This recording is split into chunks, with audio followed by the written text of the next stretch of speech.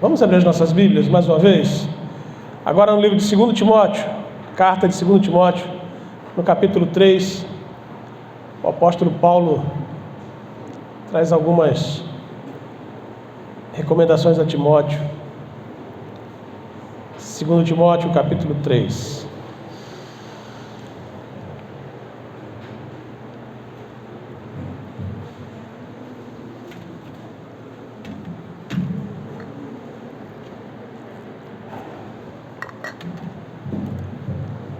Amém?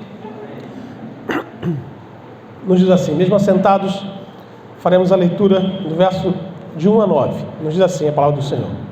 Sabe, porém, isto: nos últimos dias sobrevirão tempos difíceis, pois os homens serão egoístas, avarentos, jactanciosos, arrogantes, blasfemadores, desobedientes aos pais, ingratos, irreverentes, desafeiçoados, implacáveis, caluniadores, sem domínio de si, cruéis, inimigos do bem, traidores, atrevidos, enfatuados, mais amigos dos prazeres que amigos de Deus, tendo forma de piedade, negando-lhe entretanto o poder. Foge também destes, pois entre estes se encontram os que penetram sorrateiramente nas casas e conseguem cativar mulherinhas sobrecarregadas de pecados, conduzidas de várias paixões, que aprendem sempre e jamais podem chegar ao conhecimento da verdade. E do modo em que Janes e Jambres resistiram a Moisés, também estes resistem à verdade. São homens de todo corrompidos na mente e réprobos quanto à fé. Eles, todavia, não irão avante, porque a sua insensatez será a todos evidente, como também aconteceu com a daqueles. Que o Senhor nos abençoe. Vamos orar mais uma vez? Pai, nós te damos graças e te imploramos nesta hora que o Teu Espírito Santo venha falar no nosso coração. Ministra, Deus, a nossa vida, nós te suplicamos assim, no nome santo de Jesus. Amém. Irmãos, o apóstolo Paulo traz a Timóteo várias orientações. Ele considerava Timóteo um pastor muito novo, ainda iniciante na sua carreira pastoral, e para Paulo, Timóteo ainda tinha uma visão muito romântica do que era o trato com as pessoas e do ambiente onde ele estava. A igreja onde ele estava pastoreando, não só a sua igreja, mas a volta, os arredores, a comunidade onde a igreja estava localizada. Então Paulo orienta Timóteo para que Timóteo tivesse com seus olhos abertos, seu coração aberto, para que ele pudesse perceber e entender determinadas coisas. E no texto que nós lemos, Paulo traz uma orientação para Timóteo, e ele vai dizer que o momento em que eles estão vivendo, Paulo considera como se fosse os últimos dias. Paulo começa essa palavra não pensando num futuro, mas ele olha para o seu presente, o que está acontecendo ali, naquele momento. Ele olha ao seu redor, ele olha à sua volta. A cosmovisão de Paulo era naquele local onde eles viviam, onde estava plantada a igreja. Então ele fala com Timóteo: sabe, porém, isto: nos últimos dias sobrevirão tempos difíceis, Timóteo. Nós estamos vivendo esses dias difíceis, Timóteo. Então, preste atenção, tenha os seus olhos abertos. Então ele começa a dizer como serão os homens nesses últimos dias: egoístas, avarentos, jactanciosos, arrogantes, blasfemadores, desobedientes aos pais, ingratos, irreverentes, implacáveis, caluniadores, sem domínio de si, cruéis, inimigos do bem, traidor, atrevidos, enfatuados, mais amigos dos prazeres do que amigos de Deus. Paulo está fazendo um retrato da sociedade onde a igreja estava inserida. Paulo não está olhando para o futuro, não está fazendo uma profecia. Paulo está olhando para aquele local, para aquele momento. Está dizendo: Timóteo, nós lidamos com estas pessoas. Esse é o coração do homem. É assim que eles são. E na visão dos apóstolos, eles viviam verdadeiramente os últimos dias, porque eles aguardavam Jesus para logo. Jesus já estava voltando. Jesus prometeu: eu já volto. Então eles esperavam Jesus para qualquer momento. Então, quando Paulo começa a discursar e escrever a carta, ele diz assim: olha, os últimos tempos serão difíceis.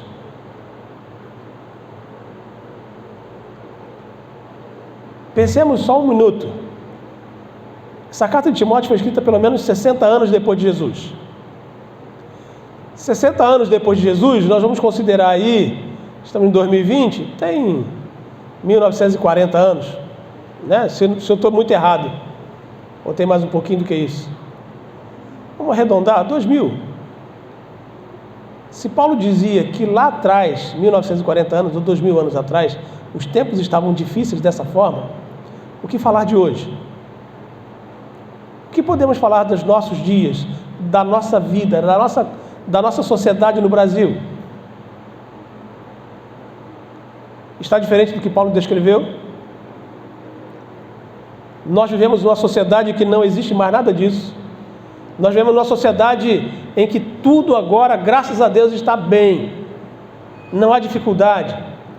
Os homens não traem. Quando eu falo homem e mulher. Os homens não traem. Não são mais arrogantes. Não são invejosos. Não são egoístas. É assim que vivemos? Claro que não. A nossa sociedade está igual ou pior a do que Paulo faz o retrato aqui.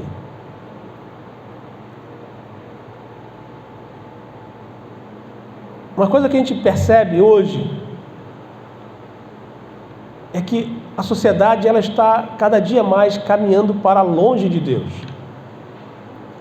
Está desvalorizando as coisas que aprenderam na sua infância ou aprenderam durante a sua vida mais cedo.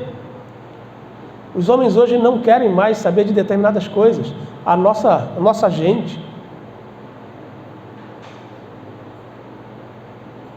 Há uma desvalorização muito grande da família. Uma desvalorização muito grande de Deus, de vivermos em comunidade, do amor.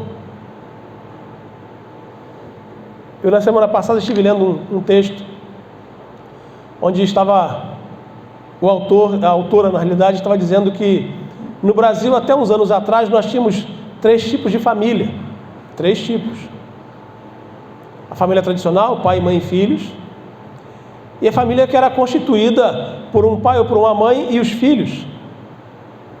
E tinha uma terceira família, que era a família onde não tinham filhos, era só o marido e a esposa.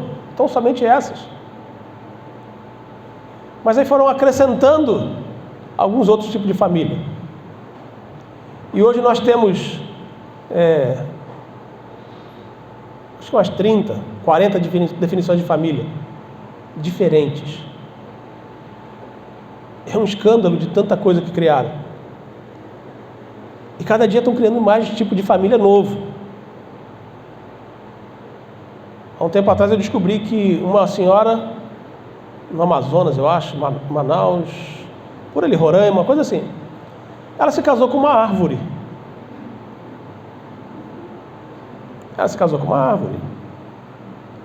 E estão formando outro tipo de família. As pessoas estão caminhando para longe do Senhor. E elas estão cada vez mais desorientadas, saindo da realidade, deixando de ter um mundo racional para viver um mundo de ilusão.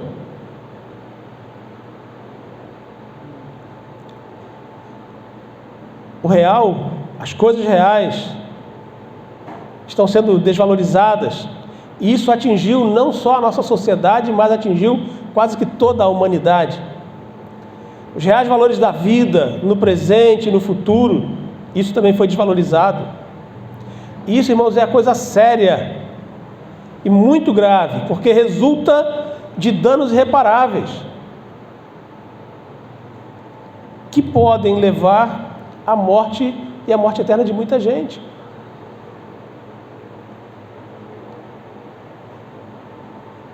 Há uns anos atrás, nós vimos as crianças estavam na escola, aprendendo na escola. respeitavam os mais velhos, respeitavam os seus pais, respeitavam os vizinhos, mesmo que fizessem bastante bagunça, mas as crianças respeitavam. Existia uma hierarquia dentro de casa, existia um comando dentro de casa, onde as crianças respeitavam. Eu, quando criança, ou minha mãe ou meu pai olhavam para mim e eu já reconhecia que eu tinha feito alguma coisa errada, mesmo que eu não soubesse o que era. Se eu chegasse perto do meu pai e da minha mãe e eles estavam conversando com alguém, eles só olhavam e voltavam a conversa para o lado e falavam assim, opa, e eu ia embora. A hierarquia se perdeu. Hoje nós vemos as crianças de 9, 10 anos hoje, nos morros daqui do Rio de Janeiro, carregando armas. Eles já são mini traficantes, já são crianças perigosas, não ouvem mais os seus pais, não existe hierarquia dentro de casa. Há uns 6, 7 meses atrás, um jornalista do Globo fez uma entrevista com um menino de 10 anos, numa dessas favelas do Rio de Janeiro, e perguntaram para ele assim, por que você quer ser o aviãozinho aqui da favela? Ele falou assim, porque como aviãozinho eu ganho mais do que meu pai ganhou a vida inteira. Meu pai trabalha e ganha um salário mínimo, eu trabalho uma semana e ganho um salário mínimo. É uma desproporcionalidade muito grande. E cadê o pai desse menino para falar com ele que ele não pode fazer isso? Porque o pai dele não vê a realidade do filho dele, o futuro do filho dele? Eu não sei. Mas nós estamos perdendo o sentido de realidade. Parece que ninguém se importa. No texto enfocado, Paulo olha para o seu tempo e diz que os tempos serão difíceis. Nos últimos dias serão difíceis. E normalmente quando nós olhamos aqui e lemos os últimos dias, achamos que Paulo está focando no futuro. Não, não é futuro. Era a lei naquele momento. Paulo estava olhando e dizendo assim, olha, hoje que vivemos os últimos tempos, esses tempos serão difíceis. Em que as pessoas desvalorizarão o que é real, para buscar algo fantasioso, um sonho, não sei. Os homens não iam dar o devido valor às coisas, ou determinadas coisas que nós damos valores, ou que sempre demos valores. Eu quero tirar desse texto aqui 3 argumentos de que os homens hoje estão desvalorizando, deixando de lado, não querem mais caminhar, estão desprezando essas coisas da realidade. A primeira coisa que os homens têm desprezado hoje, é a questão de Deus. Hoje está na moda ser ateu, hoje está na moda ser qualquer coisa, menos dizer que você acredita em Deus. Essa é a moda hoje. Não tem outra coisa a se falar. Se você diz que você é cristão, você é escorraçado, é deixado de lado. Se você fala que acredita em Deus, isso não vale a pena.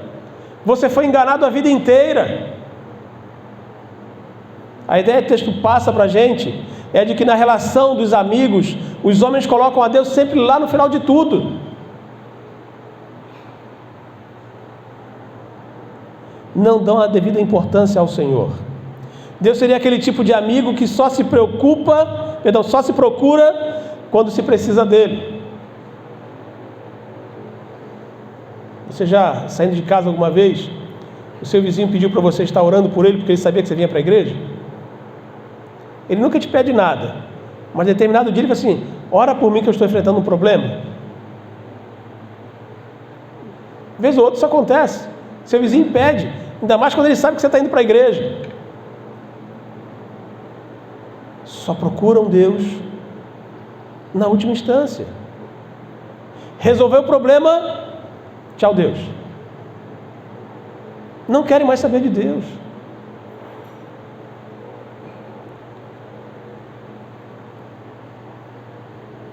Os homens hoje acreditam em Deus, mas não lhe dão o devido valor.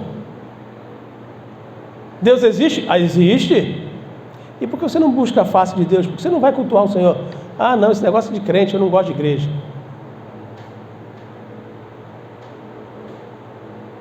Eles acreditam, mas não dão valor. As pessoas têm desvalorizado a figura do Deus Altíssimo. Hoje pela manhã, nós conversamos na escola dominical sobre o que mesmo? Os pecados. Oi? Ídolos do coração. Os ídolos do coração. E uma das coisas que nós vimos na revista, que os ídolos do coração, nós normalmente colocamos Deus em segundo plano. Sempre temos alguma coisa para colocar à frente de Deus. Na sala dos homens nós falamos, olha, muitas vezes tem jogo, hoje tem jogo do Flamengo, 8h30. Os flamenguistas aí já até me pediram para acabar o culto antes. Mas citamos lá atrás, por exemplo, na Copa de 94, quando teve o Brasil no final da Copa. Alguns irmãos pediram, pastor, vamos adiar o culto hoje, né? Porque a Copa do Mundo é a cada 4 anos. A gente não sabe se o Brasil vai entrar na Copa de novo, então hoje não precisa ter culto. Ou está chovendo muito, eu não posso tirar meu carro da garagem por causa da chuva, então não vou na igreja. Ou inventamos qualquer outra coisa para não estarmos aqui cultuando o Senhor. Nós estamos desvalorizando a figura do Senhor. Estamos desvalorizando a figura de Deus. Nós não conhecemos ao Senhor. Nós não conhecemos a Deus. Por isso que nós desvalorizamos a Ele. Eu não falo só os que estão lá fora, não. Nós também desvalorizamos. Nós aqui, estamos aqui, muitas vezes nós desvalorizamos. Vou perguntar ao Luiz aqui. Luiz, você teve domingo passado na igreja, né? Luiz, por que você não veio na igreja domingo passado, Luiz? Ah, pastor, eu estava muito cansado. Trabalhei bastante. Então eu me cansei. Colhi muito café. Colheu muito café, ficou muito cansado. Não veio na igreja. Só que o Luiz, na colheita dele, ele ficou lá como um supervisor. Tem que tirar mais ali, tem que tirar aquele lá. Só estava mandando. Ele, na realidade, não estava colhendo o café. Ele estava supervisionando a colheita. E ele se cansou. Ele podia ter vindo à igreja, mas ele preferiu ficar em casa. Ele foi ver televisão, foi ver o celular, foi ver qualquer outra coisa, mas não teve disponibilidade, disposição de estar na casa do Senhor. Nós estamos deixando Deus em segundo plano. Os homens hoje estão mais preocupados e ocupados com o imediatismo da vida, comer, beber, se divertir. Estão apegados à busca do bem-estar físico, do que em busca daquela providência de Deus para nós. Muitos estão buscando a bênção de Deus, muitos têm buscado aquilo que Deus pode me dar, mas têm se esquecido de olhar realmente para o Criador, de agradecer ao Senhor. Essa postura muitas vezes gera egoísmo. A primeira coisa que Paulo fala no versículo 2 do texto que nós lemos, diz assim, olha, pois os homens serão egoístas. E egoísta é aquele que coloca sempre o seu eu, o ego, em primeiro lugar, em vez de colocar o Senhor. Jesus fala a seguinte frase, buscai, pois, em primeiro lugar, vocês lembram? O reino de Deus e as demais coisas vos serão acrescentadas. Mas muitas vezes nós estamos invertendo as coisas. Buscar as demais coisas e depois buscar a Deus, se der tempo. Quando dá tempo, quando nós ainda temos disponibilidade ou disposição para fazer isso. Mas é invertida.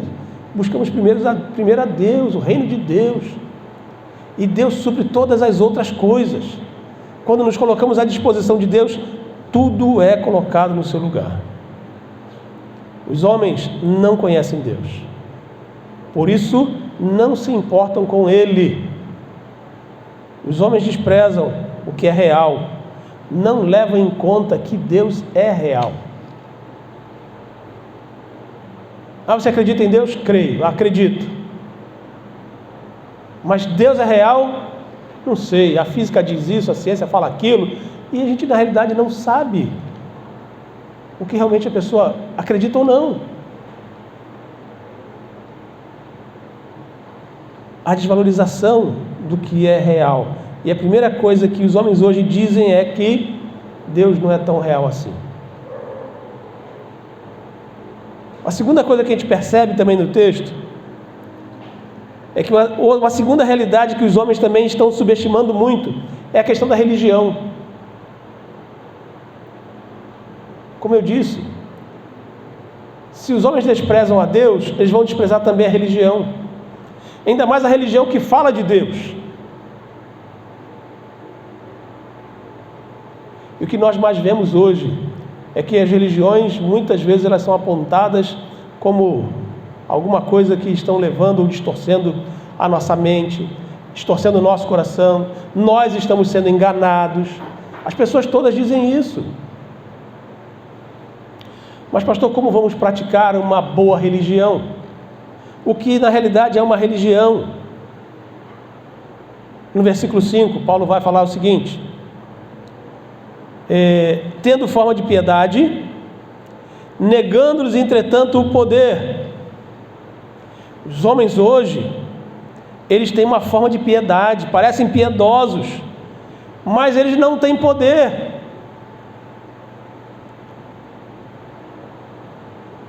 Não adianta nós praticarmos uma religião vazia. Não adianta eu bater no peito e dizer assim: eu sou de Jesus, se na realidade eu não pratico aquilo que eu acredito. Não adianta eu dizer que eu sou crente, não adianta dizer que eu sou cristão há 50, 60 anos, se na realidade a minha vida não demonstra Jesus. Eu estou caminhando junto com esses outros aqui, tudo. Como é que eu posso mostrar que eu sou uma pessoa religiosa? Eu tenho que demonstrar, em primeiro lugar, piedade. A piedade é o exercício da religiosidade. Como é que eu demonstro piedade? Uma coisa que Jesus ensinou assim, coisa bem prática: amar o próximo como a ti mesmo.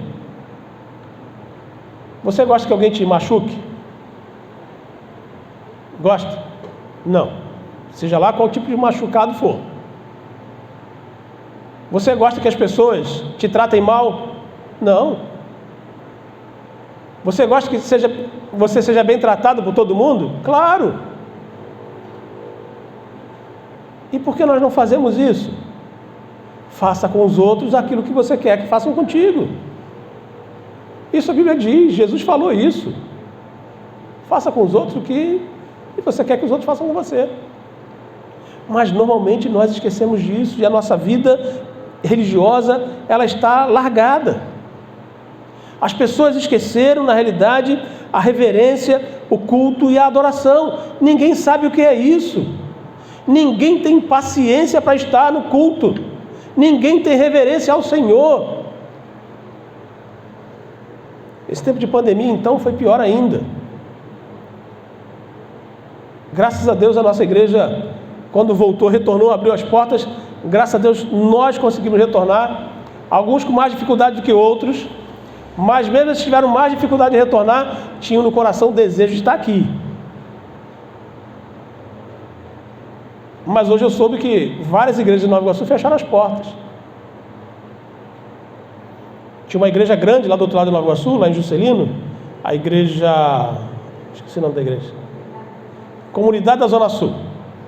A Comunidade da Zona Sul, ela esteve aqui no centro de Nova Iguaçu várias vezes, muito grande, e foi lá para o outro lado, no Juscelino. É o K11 ali, né? K11. Uma igreja grande, bonita e tal. Começou a pandemia, teve que fechar as portas. Ano passado abriu as portas de novo, teve que fechar as portas de novo. Em janeiro abriu as portas de novo. Agora, uns 4 meses, 5 meses, fechou as portas de vez, acabou. Não tem mais a igreja. Eu perguntei, meu irmão que estava frequentando lá, perguntei, por que fecharam as portas? Não tinha gente. Ninguém mais estava indo na igreja. Ele falou que a igreja cabia mais de 200 pessoas sentadas, ou bem mais. Ele falou que o último culto que ele foi não tinha mais do que 30 pessoas. 30, onde tinha pelo menos 200 assentos, ou mais do que 200 assentos. As pessoas fugiram, as pessoas se esqueceram da religião, se esqueceram de Deus, não tem reverência, esqueceram do culto, esqueceram da adoração, não tem intenção de estar ali mais, tem medo de alguma coisa, e alguma coisa os impede de estar servindo ao Senhor. O texto diz que os homens praticam uma religião formal, tem forma, tem sentido prático. Uma religião que não resulta em nada, tem forma, mas não tem poder. Não adianta nós virmos à igreja todo domingo, toda segunda, até sábado e domingo junto, se a gente não tem poder, e o poder nos é dado pelo Senhor Jesus, pelo Espírito Santo. Sem isso, a nossa religião é vazia, nós não temos autoridade, nós não refletimos a imagem de Jesus.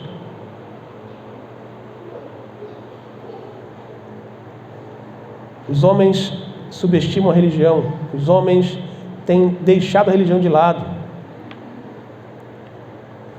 Há muita religiosidade hoje, mas quase não se pratica a religião verdadeira, que segundo o apóstolo Tiago, lá em Tiago 1,27, visitar os órfãos e as viúvas nas suas tribulações e assim mesmo guardar-se incontaminado do mundo.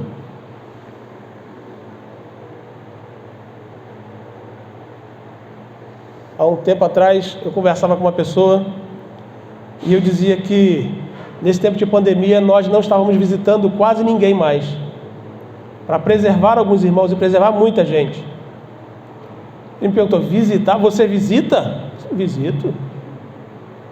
Estranho, isso ninguém faz mais. Pode ser que lá não façam, mas aqui faz. Não, mas ninguém faz, nunca faz visita. Faz visita sim. Essa pessoa achou estranho. Como que uma igreja visita as pessoas? Como que o pastor sai e vai na casa dos membros da igreja? Estranho. Para ele, muito estranho. Eu não sei onde ele frequenta, eu não sei qual igreja que ele vai, mas na visão dele, a questão de estar visitando, praticando, não é uma visão que ele viveu. E assim nós estamos vivendo, irmãos.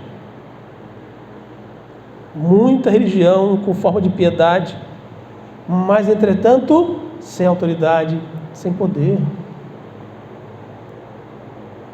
A pessoa que leva a sério a religião procura ajudar os outros em suas necessidades e suas aflições, e também procura atender à palavra de Deus, vivendo de acordo com os seus princípios. A solidariedade e a santidade de vida são os objetivos da verdadeira religião, mas os homens hoje não dão o devido valor a essas práticas, subestimando a realidade, subestimando a palavra de Deus, subestimando o que realmente nós precisamos. Vamos nos santificar? Santificar? O que é santificar? Não, esse negócio de não pode isso, não pode aquilo, não pode aquilo outro. Não, isso não é para mim. As pessoas querem estar dentro da igreja, ouvirem a igreja, frequentarem os cultos, mas eles não querem largar os seus pecados. Não querem largar as suas práticas. Não querem abandonar aquilo que eles acham que é a satisfação pessoal deles. Falta-lhes o poder, falta-lhes o Senhor. Isso nós vimos hoje lá no Ezequiel. Eles serão condenados se não se arrependerem dos seus pecados. Uma terceira coisa que a gente observa que está sendo desvalorizada hoje é a verdade. Quando você fala o que é real, o que é verdadeiro, as pessoas não querem ouvir.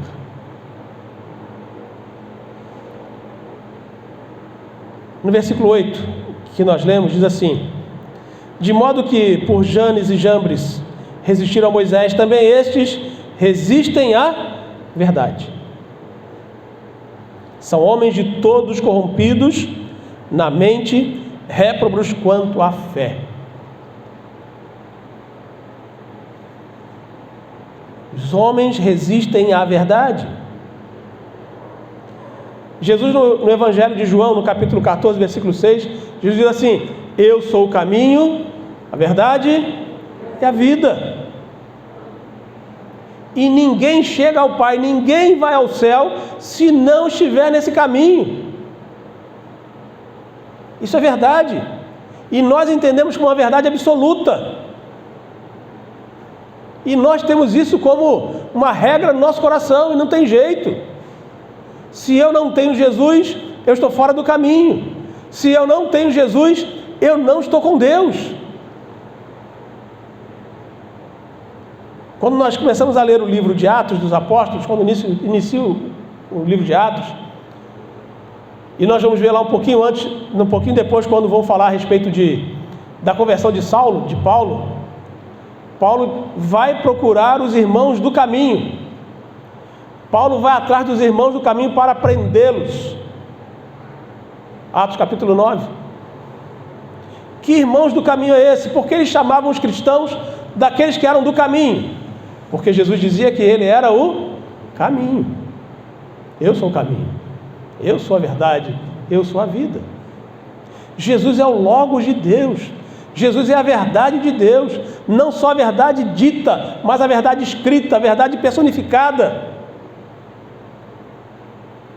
Mas ainda há pessoas hoje que resistem à verdade.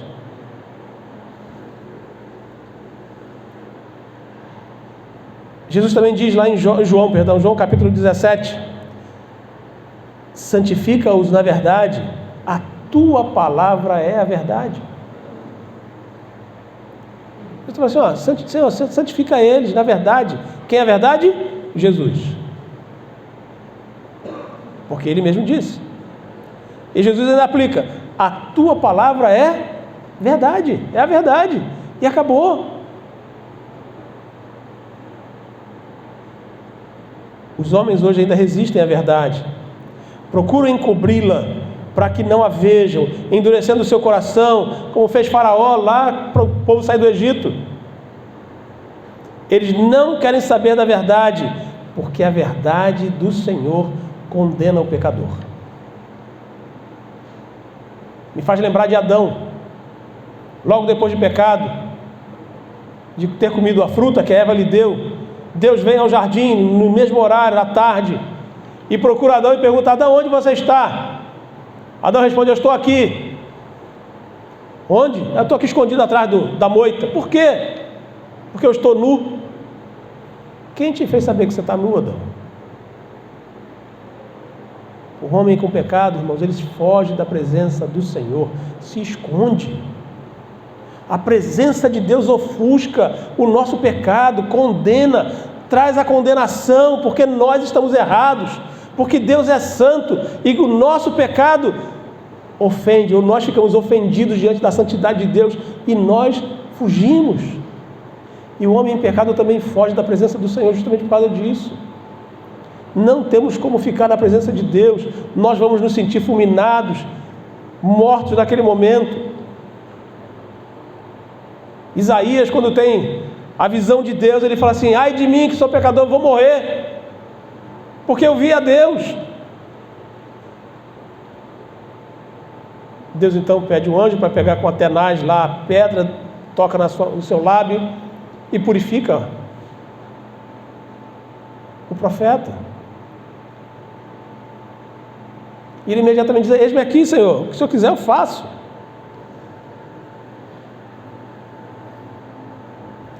Os homens não querem saber da verdade. Muitas vezes os homens procuram maquiar a verdade, apresentando uma mentira, como se essa mentira fosse uma real verdade. Como fizeram muitas vezes fizeram o mago do Egito. Moisés chegou com a autoridade e disse: olha, Deus mandou eu vir. E Deus deu a estratégia para ele: pega o seu cajado, joga no chão, que virará uma serpente. E os magos do Egito fizeram o quê? Igualzinho.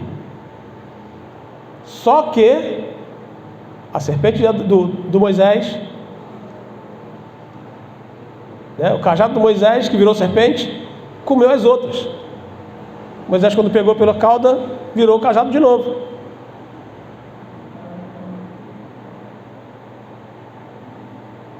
A autoridade e a verdade vem de Deus.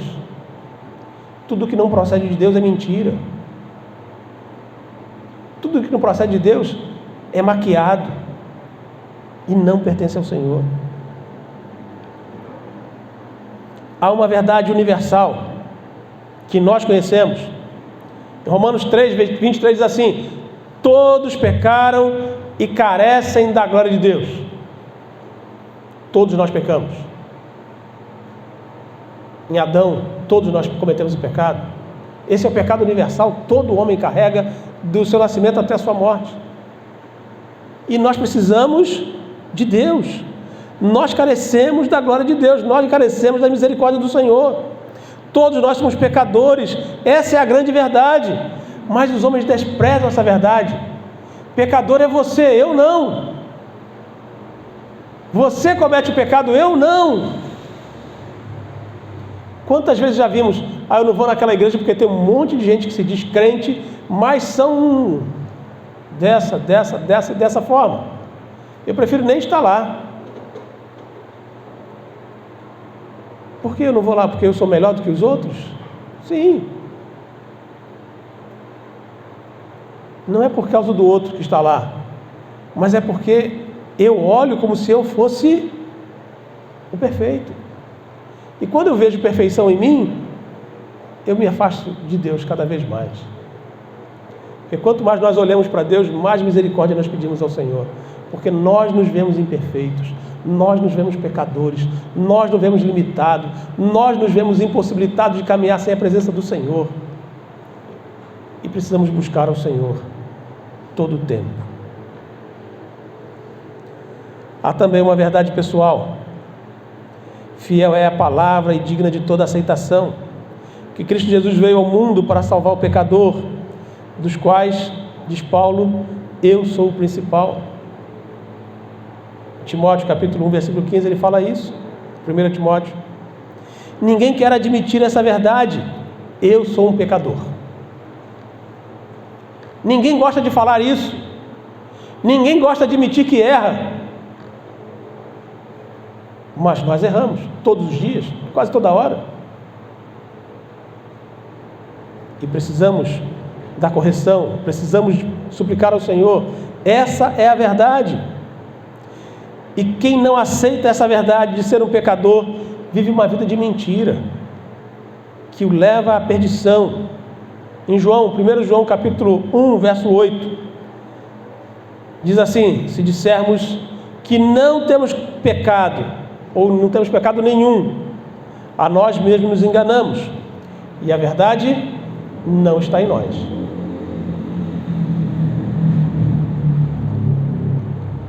Como mudarmos isso, irmãos?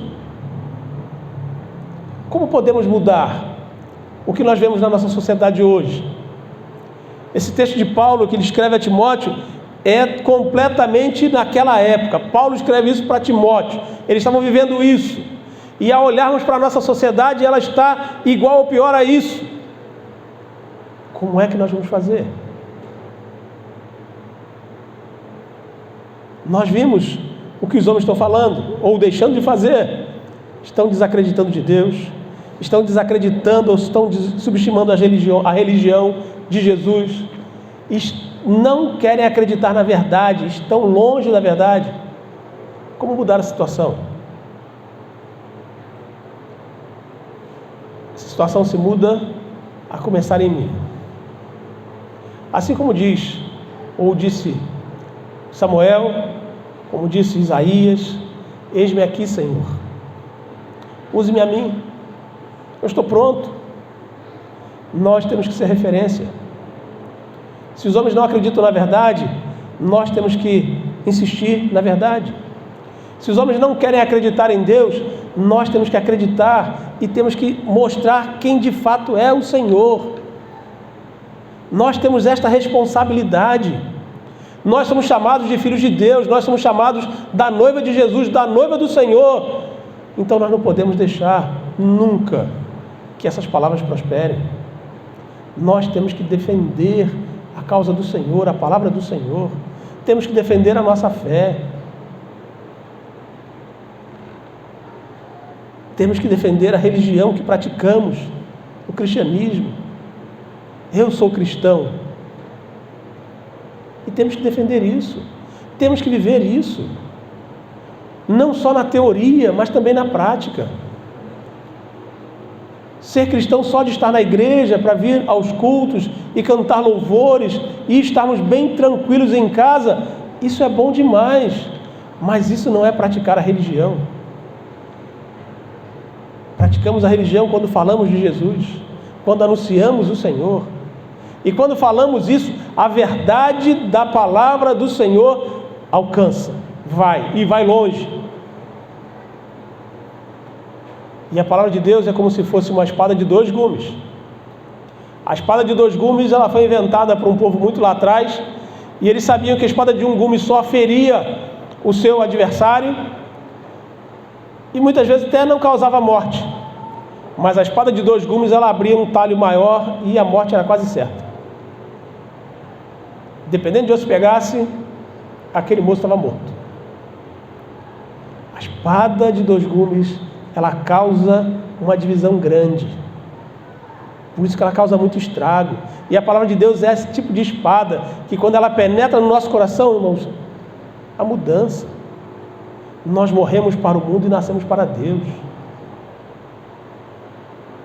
É isso que nós temos que entender. Esta é a verdade que devemos praticar. Anunciar a palavra.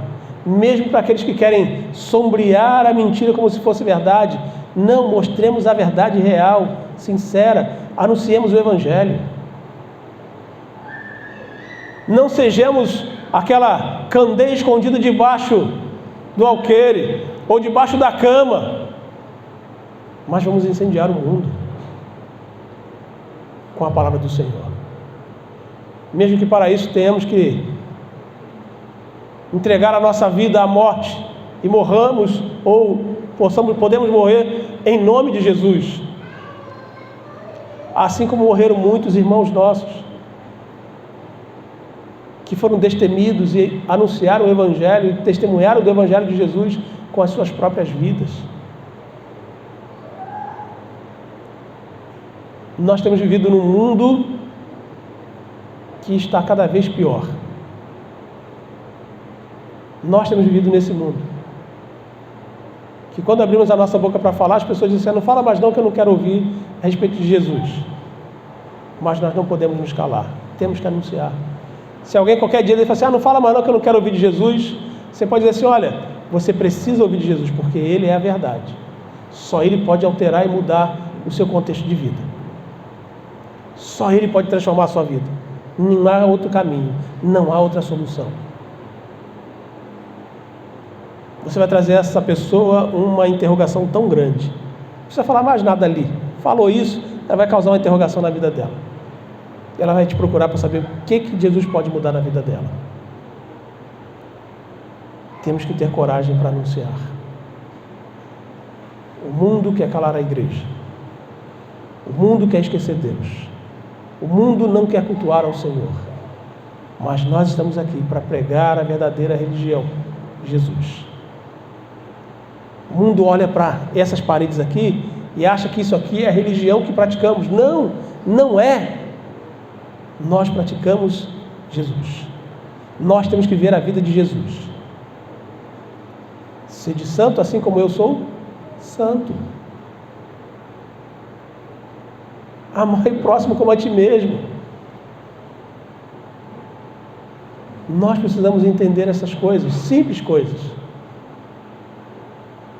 E você vai ver o quanto você será abençoado pelo Senhor. Na sua vida cristã, na sua vida prática, na sua vida pessoal, você será próspero, você será feliz, será alegre. Tão somente porque você pratica a verdade. Você conhece ao Senhor, ao Deus Todo-Poderoso. Você conhece a Jesus de fato, conhece a sua palavra de fato. E quando praticamos a verdade, Aí podemos dizer o texto, né? A verdade nos liberta. Liberta de quê? Do pecado, da morte e da perdição eterna. Essa é a verdade. E que verdade é essa? É Jesus. Só Jesus que faz isso. Não há outro caminho. É isso que precisamos entender. É isso que precisamos anunciar. E Paulo traz essa observância a Timóteo. Timóteo, preste atenção a isso. Nós precisamos ser diferentes. Você aí precisa ser diferente. Onde você estiver, você tem que ser referência. Você tem que ser diferença. Se você não for referência e diferença no meio desse povo, você será engolido por ele. E não vai adiantar nada. A igreja de Timóteo era onde? Em Efésios, ou Éfeso. Lá era a igreja do Timóteo. Uma cidade portuária, uma cidade linda, e que tinha um altar, um templo gigantesco para Diana dos Efésios. Ela era considerada a deusa maior de toda aquela região. Muitos povos, muita gente adorava essa deusa. Até que um homem de Deus chamado João, aquele a quem Jesus amava, ele foi até aquele lugar e fez uma oração. E o santuário, a estátua de Diana, ela se derreteu, caiu. Tempos depois, o templo também foi destruído, porque o povo de Deus estava ali orando.